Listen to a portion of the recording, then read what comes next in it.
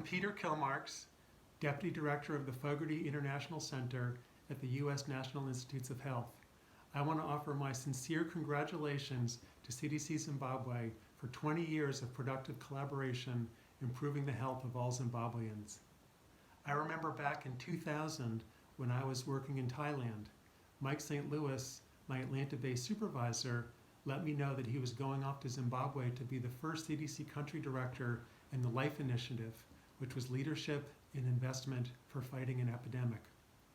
I was sorry to lose him as a supervisor, but then was happy to have him as my Atlanta-based supervisor again 11 years later when I became the CDC Zimbabwe country director. At the time in 2011, there were several vacant CDC country director positions around the world, including some with much bigger programs. But having previously worked with some very talented Zimbabweans in Botswana and knowing about the high burden of disease in the country, I had my heart set on Zimbabwe. Indeed, this was the beginning of a remarkable expansion for CDC and PEPFAR in the country. When President Obama set ambitious targets for an AIDS-free generation on World AIDS Day in 2011, we made the case that the greatest benefit would come from increasing funding in Zimbabwe. The budget for CDC Zimbabwe more than doubled over the next 5 years, and by now has increased more than 5-fold.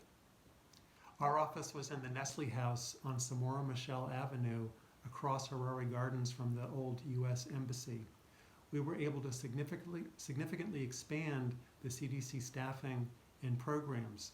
Our support increased for ongoing surveillance, information systems, laboratory, and leadership training, and we were able to grow into new areas including HIV treatment and male circumcision for prevention of HIV.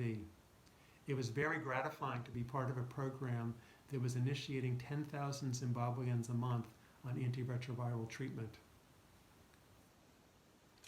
We had very capable partners in the Ministry of Health and Child Care, from the head of the HIV program, Dr. Owen Mugarungi, and his deputy, Dr. Tsitsi Apollo, to the thousands of frontline staff that our programs helped to train and support. Some memorable moments came from our all-staff off-site meetings at the embassy compound on Harare Drive.